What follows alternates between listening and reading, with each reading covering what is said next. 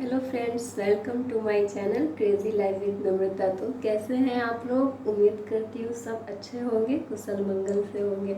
तो दोस्तों, आज मैं आप लोगों को एक सच्चे भक्त और भगवान की कहानी सुनाने वाली हूँ। एक भक्त का भगवान पे भरोसा किस तरह का होना चाहिए वो इस कहानी में दिखाया गया है। तो एक भक्त था, एक आदमी था, वो भगवान को बहुत मानता था, हमेशा उनकी भक्ति में लीन रहता था और मंदिर में पूजा पाठ करना, मंदिर का साफ सफाई करना, यही उसका काम था। वो पुजारी था बेसिकली मंदिर में। तो वो अपना काम बहुत अच्छे से करता था, भगवान पे उसकी पूरी आस्था थी, श्रद्धा थी, भगवान को पूजता था, मंदिर साफ सफाई करता था और अपना जो उसका दिनचर्या था अपना कर रहा था।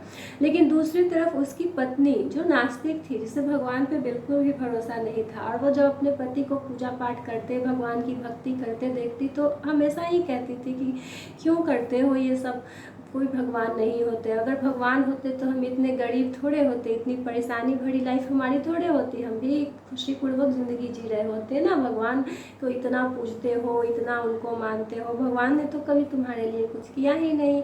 भगवान भगवान कुछ नहीं होते हैं। वो अपनी पत्नी को हमेशा ही समझाता था कि भगवान होते हैं, वो अपने सच्चे भक्त की प्रार्थना भी वक्त आने पे सुनते हैं, जिसको जैसी ज़रूरत हो मदद भी करते हैं।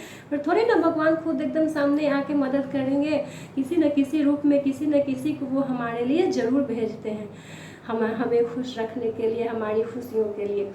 लेकिन उसकी पत्नी इस बात को नहीं मानती थी। फिर वो उसने समझाना भी छोड़ दिया, लेकिन उसने पूजा पाठ करना नहीं छोड़ा। मंदिर में अपना उसका जो काम था, मंदिर की साफ़ सफाई करना, पूजा करना, वो सब अपना करता रहा। एक दिन वो मंदिर साफ़ सफाई कर ही रहा था तो अचानक एक बूढ़ा आदमी मंदिर में आया, बहुत परेशान दिख रहा था, उसके चेहरे पे परेशानी झलक रही थी।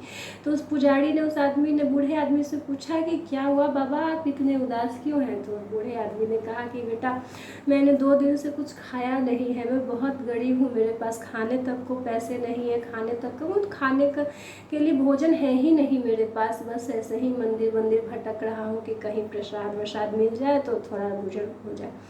तो उसने सोचा कि प्रसाद से तो थोड़ी इनका पेट भर जाएगा। तो वो आदमी उस बूढ़े आदमी को अपने घर ले गया। तो घर ले गया तो जब उसकी पत्नी खाना बना रही थी तो उन्होंने बूढ़े आदमी को अच्छे से बिठाया, पानी वानी पिलाया। जब उसकी पत्नी ने खाना बना लिया तो उसने खाना लाने को कहा दोनों लोगों के लिए, अपने लिए और वो जो बूढ़े आदमी भूखे थे उनके लिए भी। तो दोनों बैठ के खाए, खाना खाए। खाना खाने के बाद बूढ़ा आदमी बहुत खुश हो गया। किसी भी भूखे को या प्यासे को पानी पिलाओ तो वो तो संतुष्ट होगा ही, हमें खुद को भी खुशी मिलती है कि हाँ मैंने एक अच्छा काम किया, किसी का पेट भरा, किसी को प्यास लगी थी उसको पानी दिया। तो वैसे ही वो बूढ़े आदमी बहुत खुश हो गए खाना खा के, और बहुत सारा आशीर्वाद उसको दिया पुजारी को, और कहे कि तुम एक बहुत अच्छे साफ सुथरे दिल के इंसान हो। आज के ज़माने में दूसरों की मदद बिना स्वार्थ के करने वाले लोग हैं, लेकिन कम हैं, कम में ही ऐसे लोग मिलते हैं जो बिना किसी स्वार्थ के किसी की मदद करने को आगे हैं।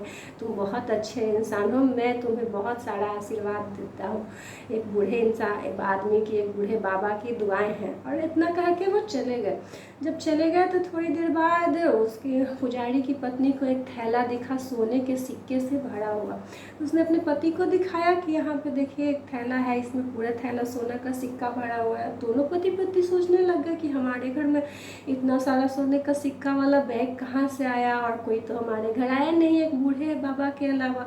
और वो बूढ़े बाबा तो बेचारे, उनके पास तो खाने तक को पैसे नहीं थे, तो वो कहाँ से इतने सारे सिक्के लेके घूम रहे होंगे, ये कहाँ से आया। लेकिन फिर भी सोचा कि उनके अलावा तो हमारे घर में कोई आया भी नहीं, हो सकता है उन्हीं का हो, छूट गया हो तो वो आएंगे लेने, इसको हम लोग यहीं रहने देते हैं। पति पत्नी दोनों ने मिलकर फैसला किया कि इस बैग को हम यहीं आराम से रहने देते हैं, वो बूढ़े बाबा अगर उनका होगा तो आके ले जाएंगे। शाम तक उन्होंने देखा कोई नहीं आया, फिर भी बैग वहीं पड़ा था। पति पत्नी सो गए। रात को पति को सपना आया, और सपने में भगवान जी आकर बोले कि भक्त, आज जो बूढ़ा आदमी तुम्हारे साथ बैठ के खाना खाया वो मैं था। मैं आया था तुम्हारे पास तुम्हारी परीक्षा लेने की तुम एक भूखे की मदद करते हो या नहीं। तुमने मुझे खाना खिलाया, अपने घर ले जाकर खाना खिलाया, मेरी भूख मिटाई, और मैं ही आया था तुम्हारे पास, और वो पैसा का बैग मैं ही रख के गया हूँ तुम्हारे लिए। तुम उससे अपनी अच्छी एक ज़िंदगी शुरू करो। मैं तुम्हारी भक्ति से प्रसन्न हुआ।